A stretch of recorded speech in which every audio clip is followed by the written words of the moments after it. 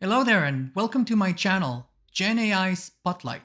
My name is Jacob and I'm very excited to have you here. This is my first video on YouTube, so be gentle. This channel will be focusing on generative AI topics, trends, terminology, and everything in between. I'll be posting videos on a weekly basis, so feel free to subscribe and comment. I will be posting more videos like this, so looking forward to see you on my channel. Thank you. Hello there, welcome to the video.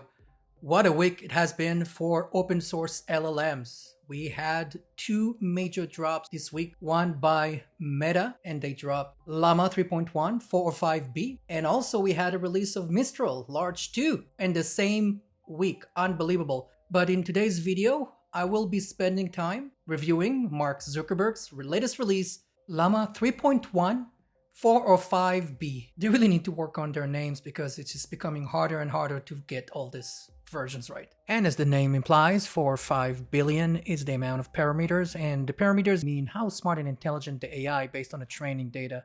Meta released three versions of 3.1 models. There's the 8B, the lightweight, there is the medium range, highly performant, and there is the 4.5, which is the flagship foundation model. And although not publicly available officially, OpenAI's GPT-4 is estimated at 1.76 trillion parameters.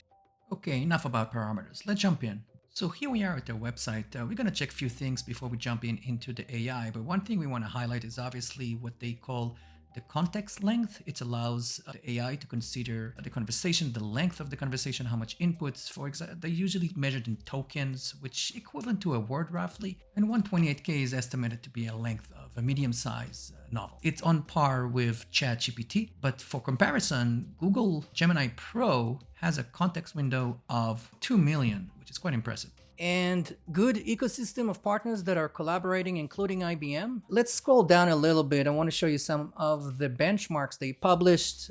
They look good. They're beating a ChatGPT Omni, ChatGPT 4.0. In some areas, obviously, Claude Sonnet beat them, but they really get excellent results. This is for an open source, and now they're becoming a frontier level, which essentially bring them into the big league, if you will, of the LLM model. What you can see here, there's multiple benchmarks around math, coding, reasoning, and using tools where they're doing pretty good job. Can't take that away from them. But before we move on, I just want to quickly show you the model, the architecture that's used to train this model. It's mind-blowing.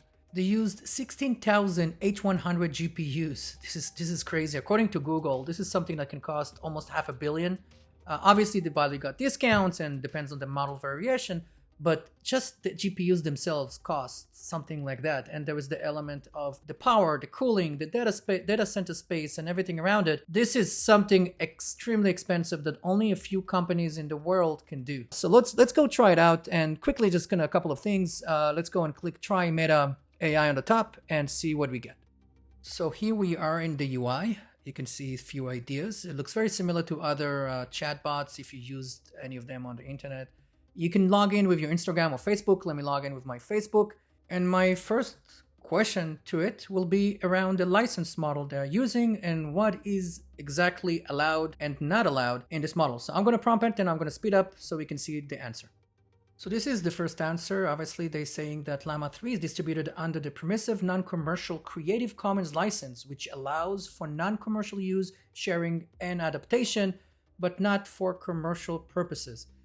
It's great for research, education, obviously whoever is able to interact and run this model. But if you're a company looking to use it, you cannot do so unless obviously going through Meta or one of its partners to deploy this through a commercial solution. Now let's ask it, what about another open source LLM model that is available, and that's from IBM, known as the IBM Granite LLM models family.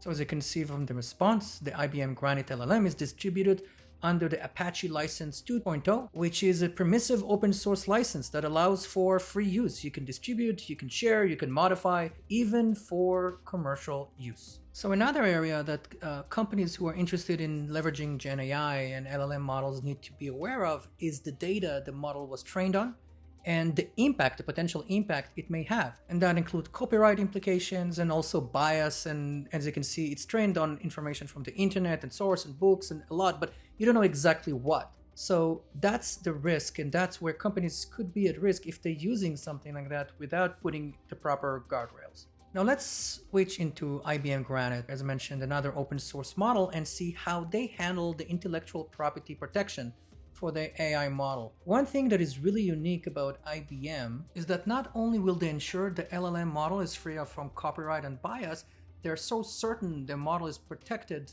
and clean that they will provide indemnification to the customers who are using them. And that's a protection against lawsuit and anything that can harm their business just for using the model. So now I'm going to switch into the IBM model so you can see the interface. This is on watsonx.ai.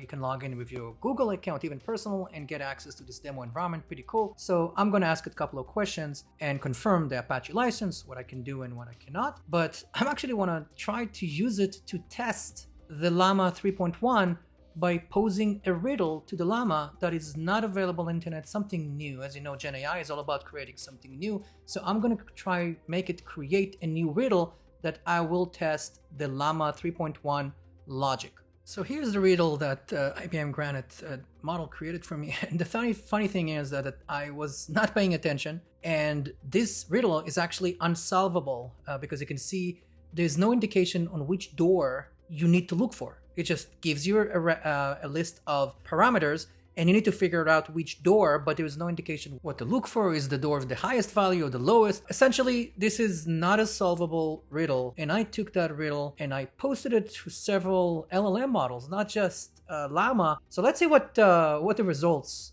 when I take this riddle and post it to other LLMs, and pay attention that it says door C is the right one.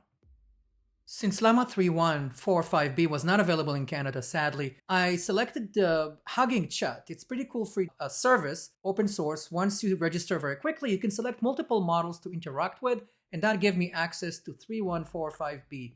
So I pasted a riddle, and as you can see, I did a lot of calculations, but its the final response was really interesting, a little bit incoherent. I think I confused the heck out of it, but response, it didn't select a door based on no instructions. So in my book, this is considered a pass. So very impressive. So I took this riddle to a good old ChatGPT, and I'm going to post the same riddle and see what I get. So let's see what GPT is telling us. And it says door C. It's the same answer as the IBM Granite, but sadly, this is not the right answer. So now we're moving into the next LLM, and that's Google Gemini. So let's do the same thing.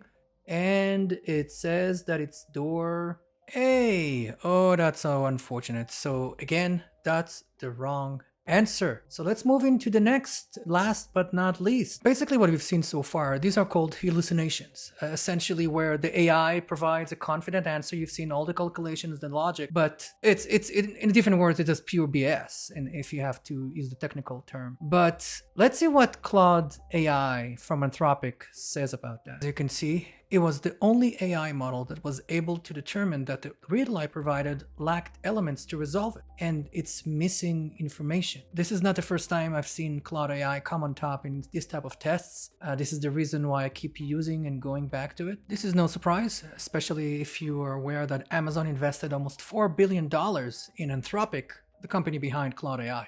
Before we end this video, I really want to show something really cool I learned today when I was playing with the image generation capabilities of Meta.ai. But the cool thing here, look at that.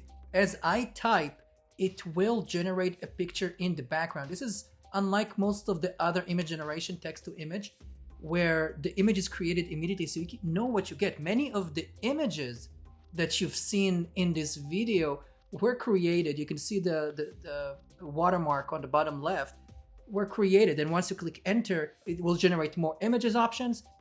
I found it really cool. Saves me a lot of time because in the past I had to do multiple images until I got what I wanted, but here you can get a sense what you get, and I found it really useful. So this is for this video. If you enjoyed it, please click on the like button and subscribe for future videos. And until next time, thank you so much for watching.